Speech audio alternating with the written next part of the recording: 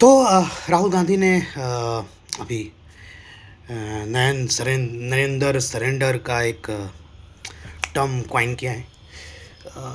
मैं सोच रहा था कि सरेंडर का मतलब राहुल गांधी के आसपास जो लोग हैं, मैं नहीं जानता कि राहुल गांधी को कितनी समझ है चीज़ों की।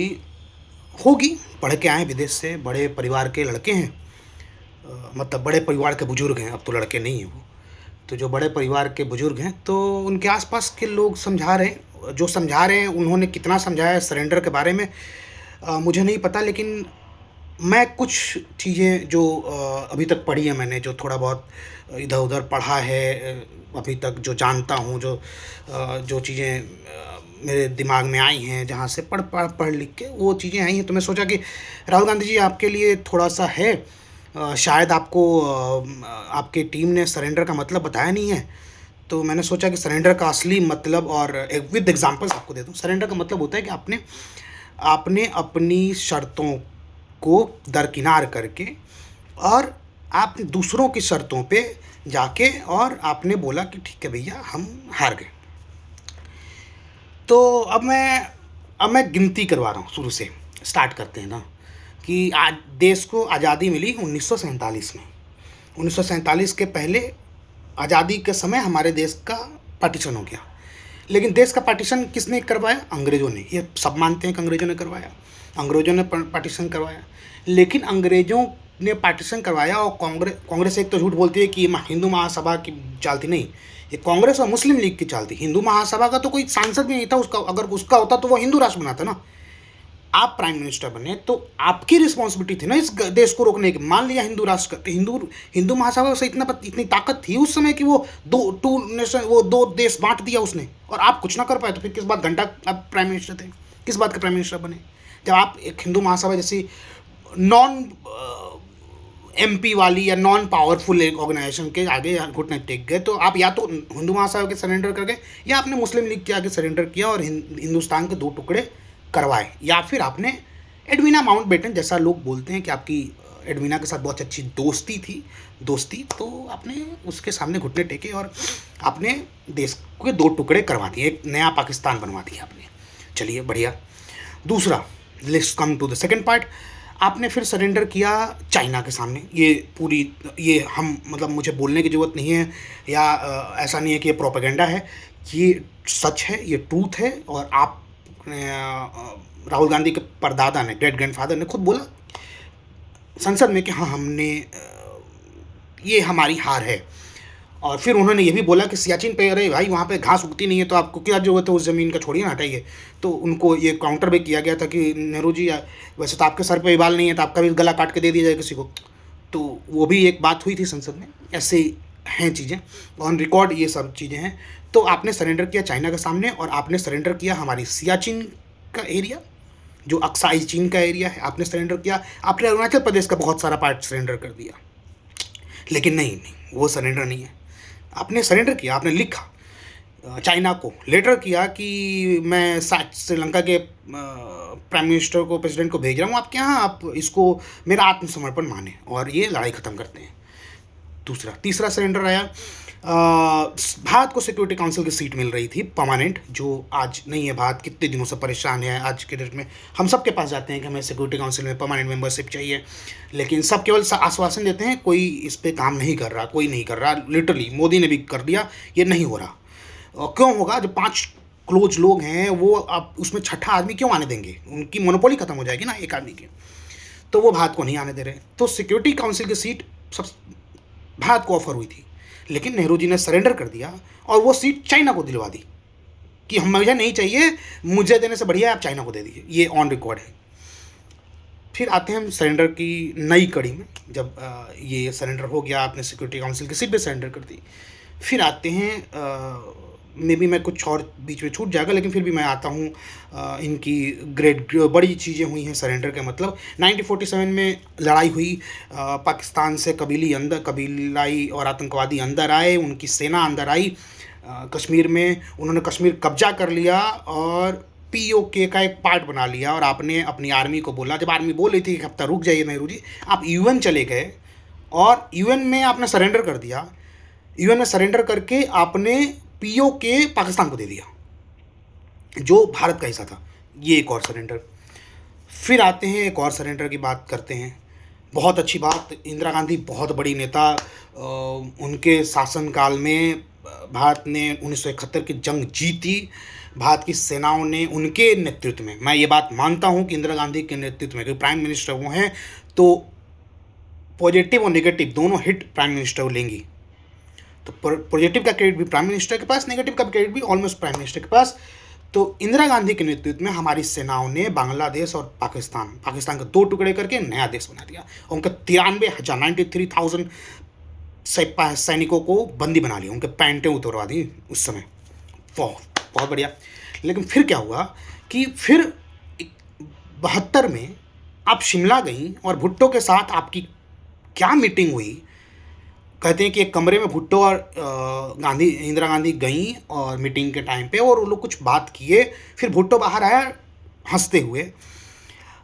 ये खुशवंत सिंह की किताब में भी लिखी हुई है बातें।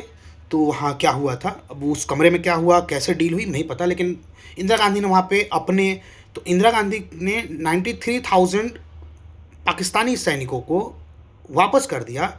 लेकिन भारत 1971 की लड़ाई में ही 54 भारतीय सैनिक जो पाकिस्तानी जेल में बंद थे, उनको वापस नहीं लाया, उनको सरेंडर कर दिया।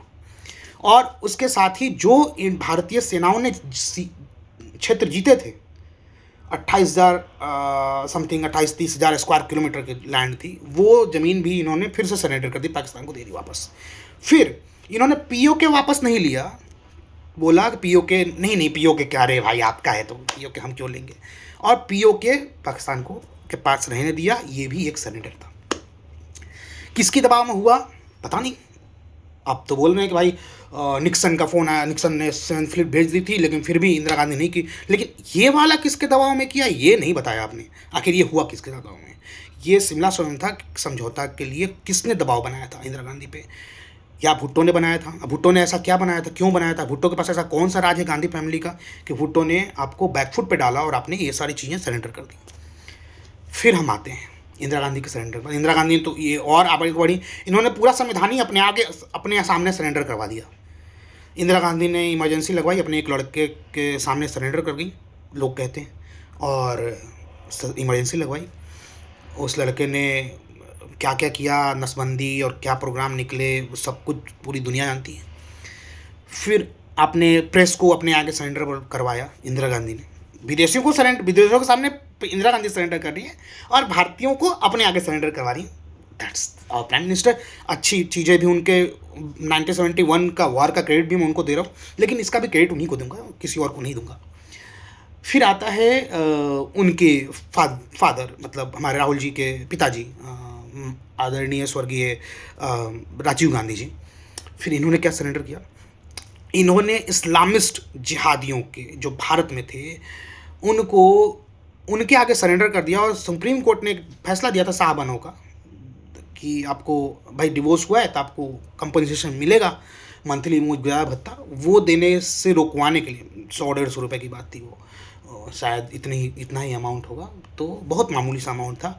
लेकिन उसके लिए इस जो देश के कट्टरपंथी मुसलमान और मुसलमानों के उलेमा और मौलाना ये सब के सामने हमारे देश के प्रधानमंत्री स्वर्गीय श्री राजीव गांधी ने घुटने टेक दिए, और वो सुप्रीम कोर्ट का फैसला को सरेंडर कर दिया और वापस कर लिया, और उसके खिलाफ बिल ला दिया साहबानों वाले केस में।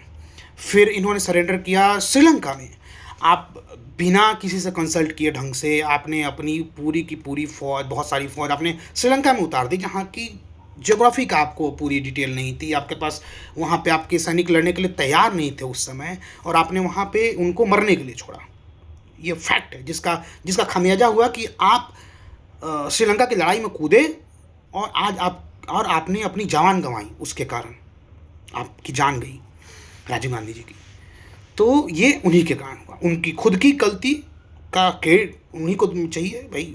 श्रीलंका में वाजपेयी तो नहीं बोलने गए थे कि श्रीलंका में सेना भेजिए, राजीव गांधी का अपनी विवेक से राजीव गांधी ने सेना भेजी थी, और आपने सरेंडर कर दिया, वो हुआ। फिर उसके बाद आते हैं इनकी माता जी के पास। तो माता जी ने क्या किया, माता जी सबसे आगे निकली। माता जी ने एक प्रधानमंत्री को बोला, हेलो सुनो, प्रधानमंत्री हो गए तुम अपने घर के, तुम मेरे सामने सरेंडर करोगे? और 2004 से 2014 तक एक प्रधानमंत्री इनके माँ के सामने घुटन पर बैठा रहा, जो कि ये चाहते हैं आज भी कि इनके परिवार के सामने आज का प्रधानमंत्री भी जो घुटने पर बैठा रहे, जो नहीं हो रहा। ऑब्वियस सी बात है, ये प्रधानमंत्री चुन के आया है, वो प्रधानमंत्री बनाए गए थे। ये प्रधानमंत्री को जनता ने बनाया, उस प्रधानमंत्री को सोनिया गांधी ने बनाया था, दोनों में फ़र्क है। तो सोनिया गांधी के सामने झुका है, ये प्रधानमंत्री जनता के सामने झुकता है। अच्छी बुरी जो भी बातें होती हैं, 200 बहुमत से थोड़ा नीचे रहता है तब भी देश ने चुना, और बहुमत के अपार दे देता है तब भी देश ने ही चुना इसको। तो ये प्रधानमंत्री देश ने चुना। ये प्रधानमंत्री देश के आगे सरेंडर कर सकता है, लेकिन गांधी फैमिली को तो सरेंडर नहीं करेगा ना, कैसे कर देगा? होंगे आप अपने घर के राजा यार, मतलब ठीक है, आप देश में आपको लगता है कि देश आपके दादाजी ने, परदादा ने अपने उदर से निकाला होगा, जैसे जन्म दिया था भारत को, ऐसा कुछ लोग मानते हैं कि इंदिरा नेहरू ने ही बनाया। खैर, एक और बात आई याद सरेंडर से, आपने अपने परदादा का नाम नहीं लिया। आप बोलते हो कि मैं उनका धर्म लिया, उनका आप तथाकथित, जैसा आप बोलते हो कि मैं दत्तात्रेय कौल ब्राह्मण हूँ, लेकिन आपने उस ब्राह्मण का टाइटल नहीं लिया। ये कैसा है? तो टाइटल लिया आपने अपने अपने दादा का, राजीव गांधी जी के पिताजी का। राजीव गांधी ने टाइटल लिया, और क्यों लिया? क्योंकि राजीव गांधी के पिताजी को गांधी नहीं थे, गांधी थे, GHANDY, जिसको GANDHI किया आपने। महात्मा गांधी को किसी तरह से महात्मा गांधी का दत्तक पुत्र की एक कथा चलाई आप लोगों ने, और बोला कि ये महात्मा गांधी का। तो आपने टाइटल लिया गांधी और धर्म लिया नेहरू वाला। ये मतलब खिचड़ी समझ में नहीं आ रही। फिर वो तो खैर पूरा परिवार ही खिचड़ी वाला है, उसका तो मतलब ही नहीं बनता। कौन कहाँ से, किस धर्म से, किधर आया है, क्या नहीं आया है, सेकुलर परिवार ही है, बस इसकी जात का पता नहीं। ये मैं मानता हूँ कि परिवार सेकुलर बहुत है, बस इसकी जात का पता नहीं इस परिवार का। तो ये हुआ। उस प्रधानमंत्री ने 26/11 जैसे घटना, मतलब आतंकवादी घटनाएं उनके टाइम में बहुत हुई। दिल्ली, बम्बई, बनारस, कानपुर, नागपुर, आप यू नेम इट, बैंगलोर, आप पुणे, आप नाम लीजिए जिस शहर का, उस शहर में बम ब्लास्ट करवा दिए इन्होंने। ठीक है, इनके टाइम में हो गए, लेकिन फिर भी इन्होंने सरेंडर किया पाकिस्तानी ISI और आतंकवादियों का, क्योंकि इनको लगता था कि शायद हम कोई एक्शन लेंगे तो भाजपा को फ़ायदा हो जाएगा। मुझे समझ में नहीं आता कि आतंकवाद पे अगर कार्रवाई की जाए तो ये भाजपा का फ़ायदा कैसे होगा। इसका मतलब ये है कि आतंकवाद और भाजपा दो अलग अलग चीज़ें हैं, और आतंकवाद और कांग्रेस एक चीज़ है, क्योंकि आप अपनों पर कार्रवाई नहीं करते ताकि आपके दुश्मन को फ़ायदा ना हो। आपका दुश्मन, कांग्रेस का दुश्मन राजनीतिक रूप से भाजपा है, तो मैं अपने दो दुश्मन का फ़ायदा नहीं करूँगा, मैं दुश्मन के दुश्मन को अपना दोस्त बना लूँगा। यही होता है फैक्ट, यही तो सिनेरियो चलता है। तो आपने फिर उसका 26/11 हुआ, आपने सरेंडर कर दिया और आपने कुछ नहीं किया। आपका एयरफोर्स चीफ बोलता रहा कि हम तैयार हैं, हम उनको ठोक सकते हैं, मौका है, लेकिन आपने कुछ नहीं किया। तो मैं राहुल गांधी जी को बता रहा था कि थोड़े बहुत सरेंडर की बातें जो चल रही हैं, ये भी कुछ सरेंडर हैं। शायद आपके जो सलाहकार हैं, पवन खेरा, जयराम रमेश, सुप्रिया, इन लोगों ने, या वेणुगोपाल, इन लोगों ने आपको बताया नहीं। खैर वो बताएंगे भी क्या, वो खुद ऐसे लोग हैं। अगर मैं इनकी बात करूं, पवन खेरा, जयराम की, सुप्रिया की, वेणुगोपाल की, ये खुद से अगर चुनाव लड़ने जाएंगे, खुद से, ये वार्ड काउंसलर का चुनाव नहीं जीत पाएंगे, और ये आपको प्रधानमंत्री बनाने का काम कर रहे हैं। मतलब सोच लो, आपको जो सलाह दे रहा है वो आदमी कितना अच्छा है। खैर सलाह करता उतना ही अच्छा होता है जितना सलाह लेने वाला होता है। तो जैसी राजा वैसी प्रजा, जैसी प्रजा वैसी राजा वाला सीन है। तो आपके बुद्धि पे भी डाउट होने लगेगा, भाई इन लोगों के साथ मत रहा करो भाई, ये आपको प्रधानमंत्री तो कभी नहीं बनने देंगे। आपके सत्ता, सुप्रिया की गालियों के कारण आपके 20-25 सीट खराब हुए हैं, आपको नहीं पता तो, जो सुप्रिया की बदजुबानी है। ठीक है, फिर वही आप गलती फिर करवा रहे हो पवन खेरा से और जयराम से। जयराम को लगता है कि वो आइंस्टाइन है, वो है नहीं। ठीक है, वो नहीं है आइंस्टाइन, आपको उसने भ्रम में डाला हुआ को आइंस्टाइन है, वो कोई आइंस्टाइन नहीं है, उसको कुछ नहीं आता भाई। उसको कुछ नहीं आता। वो भोपाल एंडरसन वाला केस, जिसमें उसमें भी एंडरसन के टाइम पे भी आपके पिताजी ने सरेंडर किया, क्वात्रोचुकी के सामने आपके पिताजी ने सरेंडर किया, एंडरसन के सामने सरेंडर किया। जब भारत के ही हजारों लोग मर गए भोपाल में, आपके पिताजी ने उसके सामने सरेंडर किया और उसको देश से जाने दिया अपने प्लेन में बैठा के।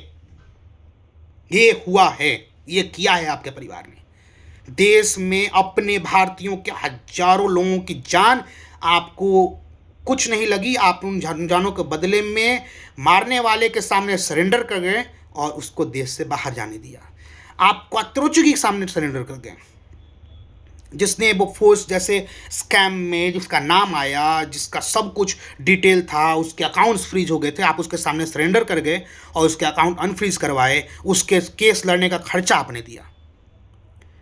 तो ये सरेंडर होता है राहुल गांधी जी। सरेंडर का मतलब अगर आपको आपके लोगों ने नहीं समझाया है तो मैंने सोचा कि मैं समझा देता हूँ। शायद मेरा कोई कांग्रेस वाले सुन रहे हो, देख रहे हो, तो शायद ये पैगाम उनके सामने पहुँचाई। ये मैं कोई पॉलिटिकल, वैसे मैं कोई लीडर नहीं हूँ, मैं किसी IT सेल का मेंबर नहीं हूँ, लेकिन जो दिख रहा है, जो ग्राउंड पे दिख रहा है, मैं वो बता रहा हूँ कि ग्राउंड पे लोगों को आप कितना भी बोल देंगे नरेंद्र मोदी ने सरेंडर कर दिया। नरेंद्र मोदी वो इंसान है जिसने 11 साल में 3 बार न्यूक्लियर पावर्ड स्टेट, यही बोलता है ना पाकिस्तान, हमारे पास न्यूक्लियर बम है, पाँव किलो के, न्यूक्लियर पावर्ड स्टेट के अंदर 3 बार घुस के मारा है, 3 बार। ठीक है, तो वो भी ऐसे कि आप बोलते हो 6 बार हमने मारा, कोई सबूत नहीं है। इसने 3 बार मारा, डंके की चोट पे मारा, पूरे वर्ल्ड को बताया। और पूरे वर्ल्ड को इसने क्या बताया? पूरे वर्ल्ड, पाकिस्तान ने पूरे वर्ल्ड को बताया कि देखिए भैया हमको मार के गए हैं। आप ऐसा एक केस बताइए जब पाकिस्तान ने ये बोला हो कि आपको मार के वो मार के गए हैं हमें, आपके 6 so called cross border operation के। एक बार नहीं बोला, लेकिन इस समय बोला। उसको इस बात को एक्सेप्ट करना पड़ा कि पाकिस्तान, इंडिया ने आके हमें मारा है। ठीक है, न्यूक्लियर पावर स्टेट, समझते हो? न्यूक्लियर पावर कंट्री जिसको न्यूक्लियर बम है, उस कंट्री में घुस के मारना। अरे रशिया के पास न्यूक्लियर बम है, यूक्रेन के पास न्यूक्लियर बम नहीं है, फिर भी रशिया उसके अंदर घुस के इस तरीके से नहीं मार पा रहा है। न्यूक्लियर खेल लो, है ना? न्यूक्लियर पावर स्टेट को घुस के मारना बहुत बड़ी बात है, जो आप इमेजिन नहीं कर सकते। 2 न्यूक्लियर कंट्री और फिर भी आप अंदर उसके मारते हो, और कहाँ कहाँ नहीं मारा वो तो खुद बताते फिर रहे ना वो। तो खैर ये बात पूरी जनता को पता है, आप कुछ भी कर लेंगे इस बार। वो जो आपका संविधान बदल जाएगा वाला नैरेटिव था ना, वो इस बार नहीं, अब नहीं चलेगा सर। सबको पता है कि आप झूठ बोल रहे थे उस समय। वो लास्ट माइल वाली जनता जो आप, जिसको आप बेवकूफ़ समझते हैं ना, आप लोग दिल्ली में बैठे हुए लोग कि हम लोग ज़्यादा बुद्धिजीवी हैं, उनको कुछ नहीं पता। आप लोग उनकी जानकारी के अगेंस्ट जा रहे हो। आपको नहीं पता कि उनको बहुत कुछ पता है। वो बहुत शार्प हैं, उनका पॉलिटिकल अंडरस्टैंडिंग बहुत अच्छी है। उनको एक बार बेवकूफ़ आपने बना दिया, उनको वो बेवकूफ़ आप बार बार नहीं बना पाओगे। जिसने संविधान के पता नहीं कितने संशोधन किए, जिस परिवार ने अकेले, वो बोल रहे अब संविधान बदल जाएगा। जिस परिवार ने 100 बार से ज़्यादा राष्ट्रपति शासन लगा के चुनी हुई सरकारों को गिराया, वो बोला संविधान बदल जाएगा, देश में संविधान खतरे में है। तो इस एक सरकार बताइए, इस मोदी से तो मोदी के सपोर्टर नाराज हैं कि बंगाल में इतना हिंदुओं को प्रताड़ित किया जा रहा है आज तक ममता बनर्जी के द्वारा, लेकिन फिर भी बंगाल की सरकार को इन्होंने बर्खास्त नहीं किया राष्ट्रपति शासन लगा के। इनसे तो हो ही नहीं रहा। इस मामले में मानूंगा कि इन्होंने बंगाल, मैं ये बात मानूंगा नरेंद्र मोदी ने ममता के आगे सरेंडर कर रखा है कि वो नहीं एक्शन ले पा रहे। भाई आपकी सरकार होती तो अब तक तो ममता बनर्जी गायब थी, सरकार ही खत्म हो जाती और उसको जेल में भी डाल देते ममता को। जो आपने किया है, आपके परिवार ने किया, आपकी दादी ने किया है, जेल में डाला इमरजेंसी के टाइम पे विपक्ष के नेताओं को, तो वो तो अब तक हो गया होता। लेकिन मोदी से ये नहीं हो पा रहा है। मोदी ने बंगाल के सामने तो सरेंडर कर रखा है, तो मुझे पता है, ये तो सब मानते हैं भाई कुछ भी हो रहा है, लेकिन बंगाल में सरकार नहीं जा रही, राष्ट्रपति शासन नहीं लग रहा। वहाँ के लोग चिल्ला के मर गए, कितने भाजपा के कार्यकर्ता मर गए, कितने हिंदुओं को मारा गया, अभी मुर्शिदाबाद की हिंसा हुई, सब कुछ हो गया, लेकिन फिर भी भाजपा वहाँ पे हिम्मत नहीं कर पा रही कि हम बंगाल में राष्ट्रपति शासन लगा दें। इस मामले में नरेंद्र मोदी ने सरेंडर कर रखा है, लेकिन बंगाल के सामने पाकिस्तान के सामने नहीं सरे। तो थोड़ा सोचिए और अपने सलाहकारों से अगर हो सके तो थोड़ी दूरी बना लीजिए सर, नहीं तो चांस मुश्किल है। अगर ये उम्मीद आप लगा के चल रहे हैं कि अरे मोदी तो एक दिन बूढ़ा होगा और फिर लोगों का मन भ्रम टूटेगा मोदी से, फिर वो हमें तो वोट देंगे ही, तो शायद ऐसा ना हो, मुझे नहीं लगता। बिहार के चुनाव आ रहे हैं तो अब जाति-जाति खेलिए। बधाई हो कि जाति-जाति खेल के ही इतने सालों से हम जाति-जाति बिहार में खेल रहे हैं और फिर हम खेलेंगे जाति-जाति। यही करते हैं। चलिए, जय हिंद, भारत माता की जय।